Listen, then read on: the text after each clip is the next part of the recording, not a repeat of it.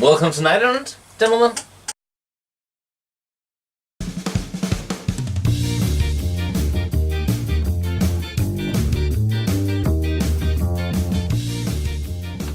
Thank you. And welcome to you out there. This is the show where I just realized that the camera is pointing so far away of me. I'm actually not sure I'm in the shot anymore because of this cable that I pull a bit every time I go through. Anyway, this is the show where we rant, talk, and have fun. And we try to stick to a subject. As you might have noticed, a lot of these are recorded at once, so requests are really hard to pick up from week to week. But we do our best to at some point get around to them. They are not ignored or forgotten. And never ignored, never forgotten. Exactly. And in this episode, we will try to talk a bit more about gameplay, as we've been ranting a lot of lore lately. And especially gameplay as how we as players expect our armies or warbands to act, and what we like and what we really don't like. Back to the whole what you choose. Why do you choose an army? Slash warband or whatever. Kill team. But what's that hit the spot. One thing is the story around who you're playing, but there's also the whole enjoyment of when you're playing them and how do you play them. What kind of a force do you want to play exactly. with? Let's start totally universal. What is the main criteria of a force you enjoy? I mean, are there some general things? I mean, like I always pick the fighter if I'm just playing one character. Is there a thing that when you look at a force and you're starting a new game and you're like, don't want to play them, they're shooty. Don't want to play them, they're wearing stupid clothes. Is there something that gameplay-wise? I have a couple of things that I enjoy. A couple of very different things. So it could be either of those because my very first intuition always goes towards mobility, controlling the battle, like controlling the action, trying to seize the initiative. But then again, I also enjoyed a lot playing dwarves in Mordheim, who are not so much about that. But they make up for it in shooting. They do it, but they kind of do it as well because they try to control the battlefield and the flow of the battle with their shooting instead of with being there themselves. They just send their projectiles there instead. And where they are, they hold. But to stay in the Mordheim vibe, I chose the Undead for my first warband because... And I painted them up, and they are perhaps the prettiest Mordheim warband I ever painted. Yeah, they are really especially the model I'm going to talk about now, which is the Vampire, who I chose, and I chose it because of the Vampire. Because he is the single best character at fighting, and or at least has the potential to be. Yeah, in the core rulebook he is ultimately, with Dramatis Personae aside. Yeah, Dramatis Personae aside, but like for what you can start with, that character can take on any other character.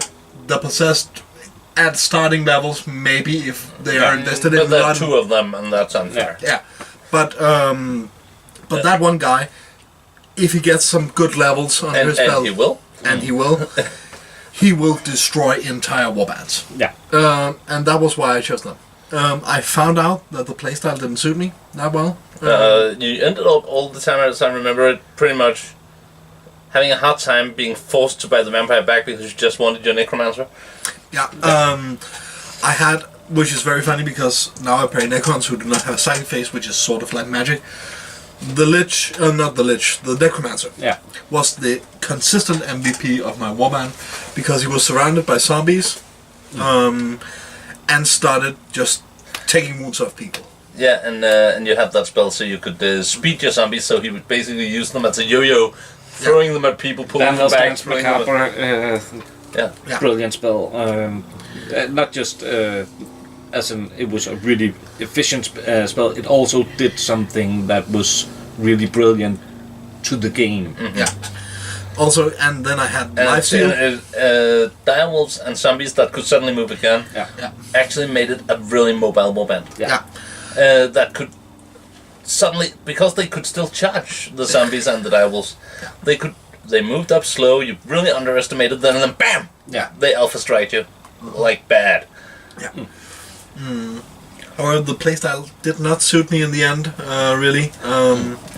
And you lost interest somewhat, and then you went from actually winning 50-50, and then it was like the moment you lost interest in the concept of the gameplay, found out that you had to play this tactic to win. Yeah.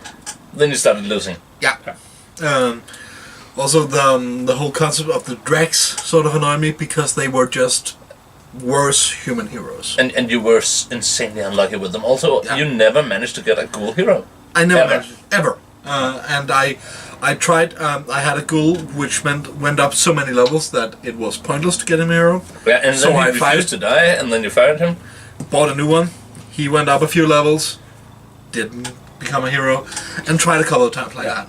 And I wasn't generally unlucky with them. Then I tried Marine Boogers. Mm-hmm. Yeah. The first time I tried Marine Boogers, I went for sort of what I think now I would define as a cheese build. Yeah, but you just had a losing streak of Doom and really wanted to win. Also, I did not know that it was a cheese build at the point. We wanted to try out Johan the Knife. We wanted to try out Dramatis Personae in general. So after the first game, I hire Johan the Knife. Then I keep buying back with the drugs that he wants. Yeah. And because you're Marine Boogers, you find them. Yeah. I find them, and there's no problem in that.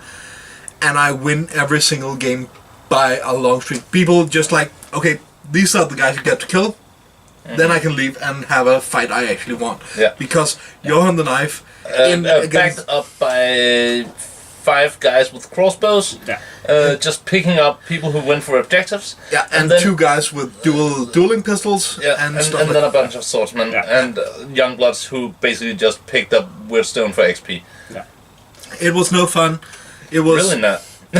It was no fun, so we stopped that campaign, of course. Yeah. And then I went back to playing Marine Boogers in a more general way and found that suited me pretty well. Mm-hmm. Because you get to have some nice equipment. Yeah. You're not the meanest motherfuckers out there, but you're pretty damn good.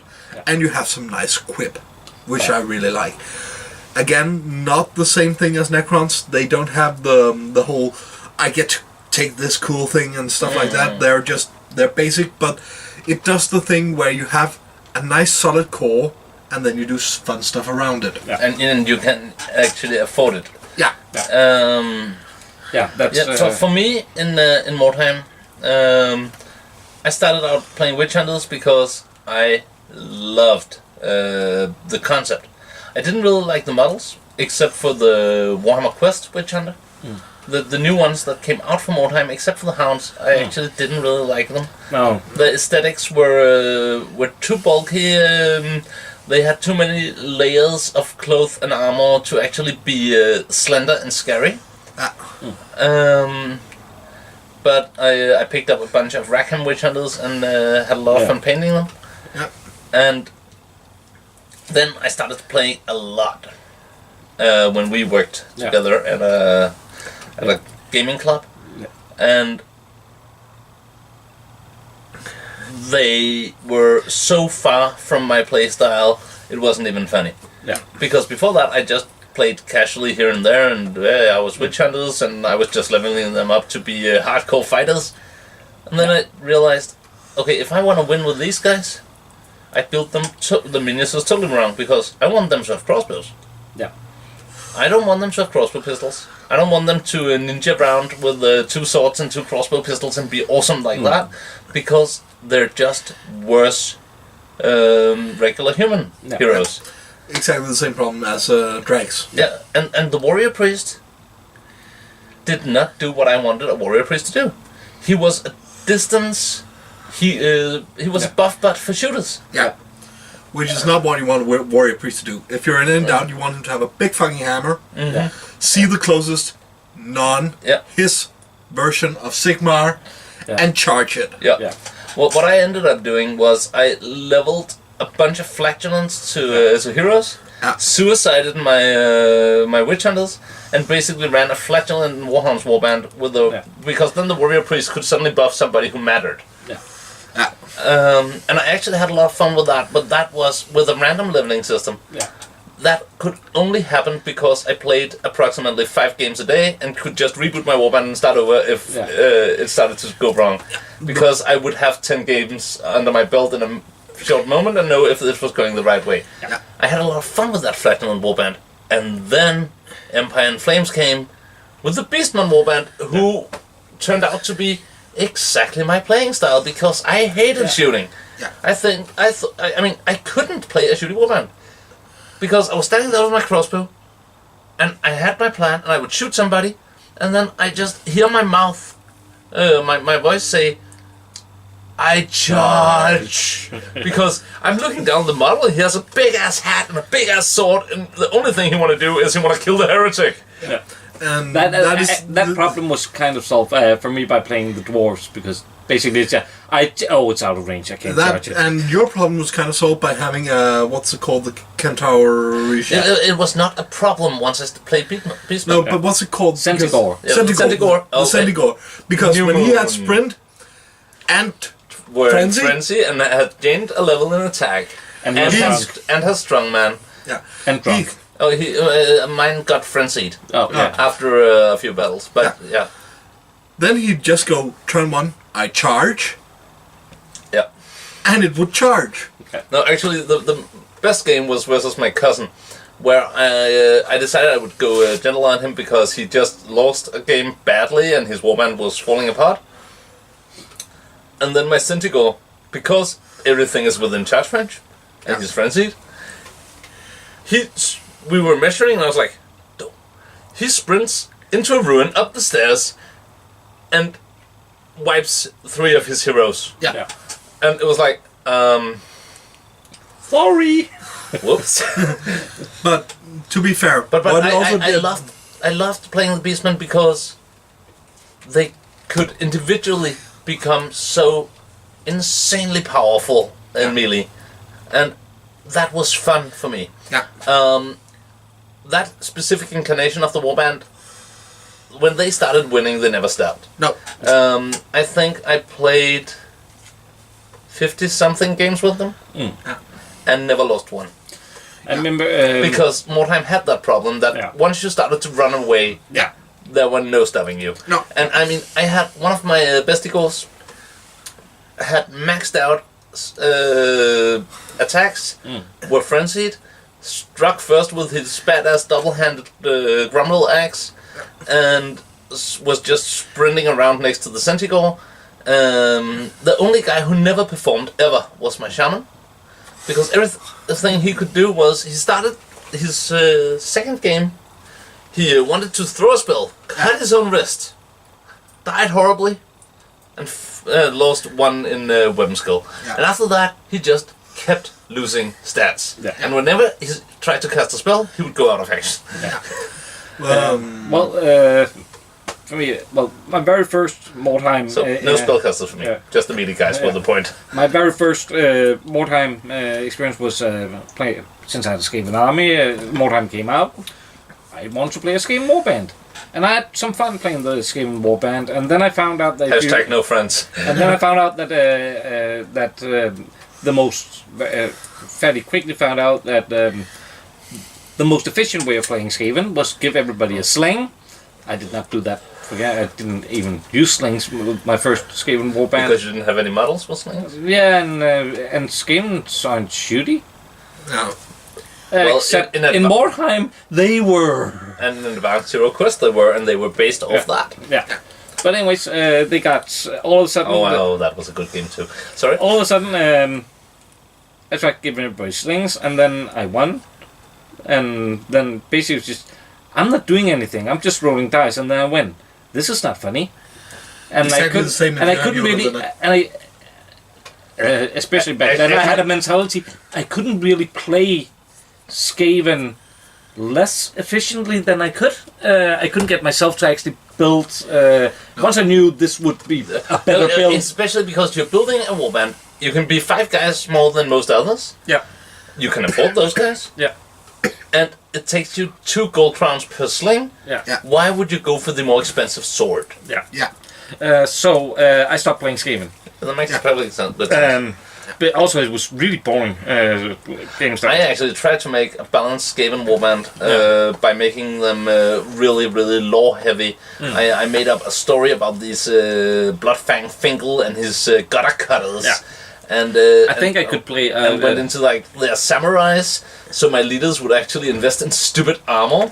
All my heroes would wear armor and fight with swords, and my all my henchmen would be. What do you call those? Ashigaru. Yeah, Ashigaru and round shields and spears with long blades, so they would look more Asian. And I really went into what I think was a quite funny take on Clan Asian. But they're not the ninja aspect; they were the samurai skin. And then I rolled luckily with my my spellcaster, and he single-handedly. Won the 3 first fights I went in, and then we're back to Mordheim. If you win your 3 first fights, you win. Yeah. He had that. Is it Doombolt? I can't remember. But anyway, his first fight, second turn, he won the game by taking out enough with a Doombolt to rout the enemy. But after that's a lot of experience. After I kind of ruined this game for myself, I went with the dwarves. Hashtag no friends. Yeah, again, turned out I picked another completely overpowered. Notice how those are the 2 women Ronan has been painting up. Sorry, Ronan. I know we're picking on you and you're here to defend yourself. But I did have some fun with the dwarves. Complete different playstyle. They are definitely not the kings of mobility, except under the mountain. No, because they do have kind of a hidden kind of mobility by denying enemy mobility. Yeah, and again the fact that they move towards whatever they want, and you can't take them off that. Yeah, because for some reason somebody looked at the toughness stat and were like, that doesn't represent toughness. Yeah, that's just a T. Yeah. I want to give them more. It's the same with the elves, and I hated that. Oh, sorry, I have to bring this up now. Now we opened the bag of me puking. What I hated in Mordheim were all those unnecessary special rules. Yeah. I mean, you have a perfectly good stat line telling you what they're good at. Yeah. And then you look at elves and like, okay, so they have initiative 1 million. Yeah. But they're elves. So they count everything where they would use initiative double. Yeah. And also they can use their initiative to this and this and this, and also because they're elves, they also get this and this and this bonus. But like, they have high movement, high initiative. That's it. If that doesn't represent it, put those 2 up a notch. Yeah. But don't add special rules that makes the game unnecessarily stupid. Yeah. I will say I played some Shadow Warriors. I found them my first game ever of Mordheim. Was Shadows. It was a 3-way fight between witch hunters, flagellants, as it were. Flagellants, Skaven, and Shadow Warriors. Yeah, that was Matthias, or Selnatrak, as I like to call him. Yeah. His Skaven warband that was min-maxed to a T. Yeah.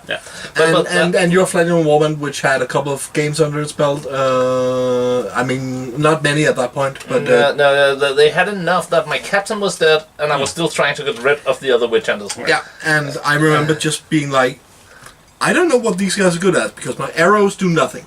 Like bows in Mordheim were a joke in many ways. That is why when I had my winning streak with the Beastman, I made an outlaw warband. Yeah. Can only take bows, no longbows, just bows. Yeah. I had longbows, but still, the whole point of it wasn't pretty. Yeah. No, it really wasn't.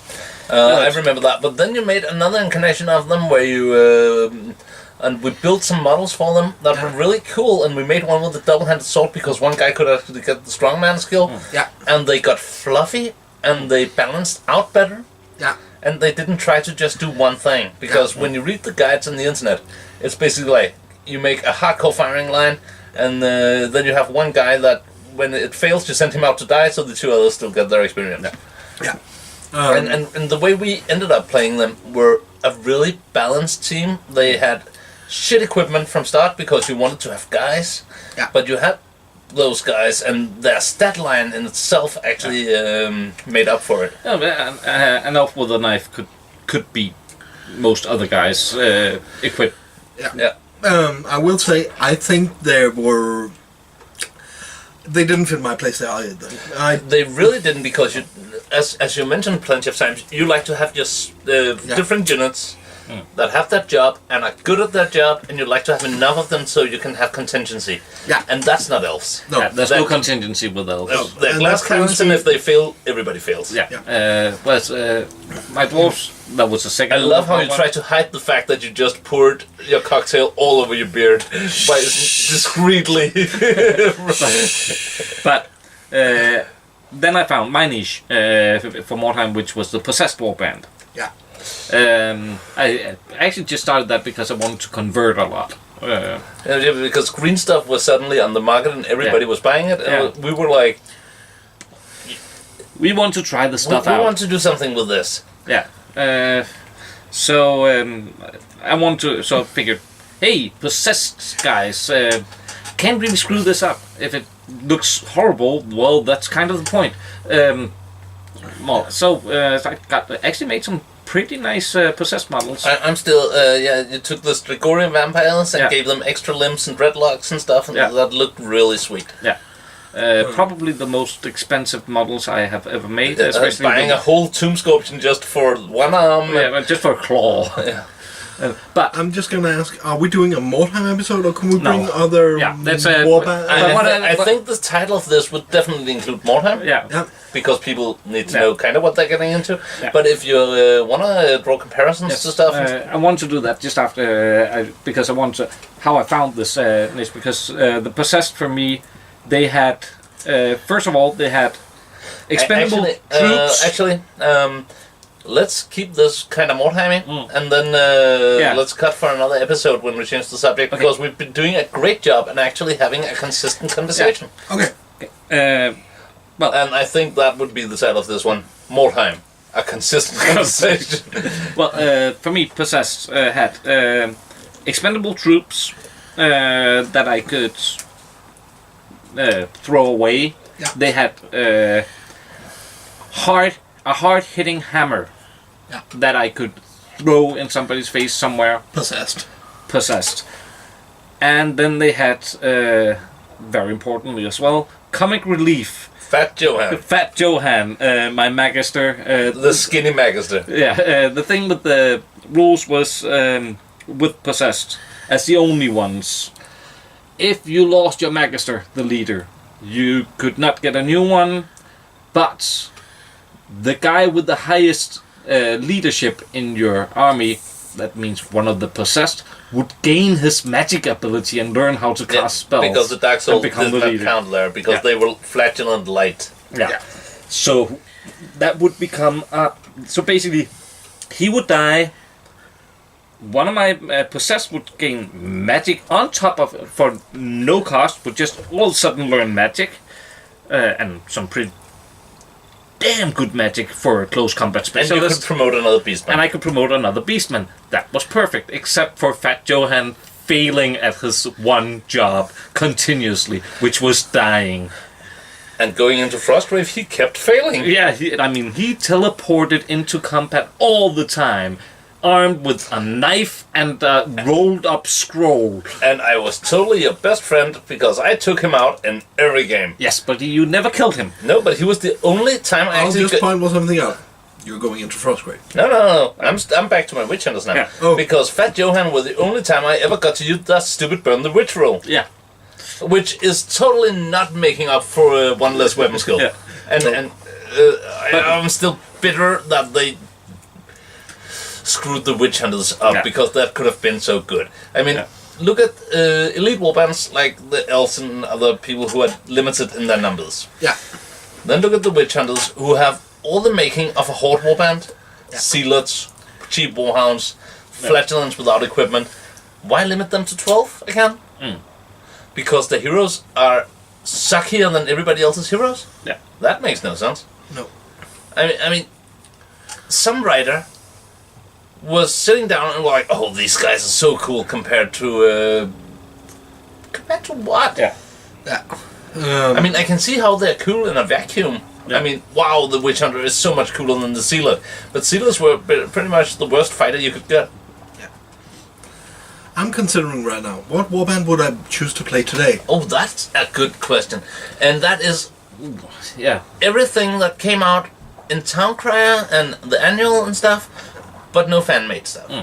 No fan-made stuff. And I'm trying to remember here. Of course, and no Nemesis Crown. Nemesis Crown is Khemri? No, Nemesis Crown is Nemesis Crown. Yeah. That's Forest Goblins where you got the even more beefed up Gunnery School and stuff like that. No. Khemri is cool. They're pretty balanced, actually. I think I would choose Khemri, maybe. Because... Or I would stick with Marine Boogers. That's the two options I'm going with.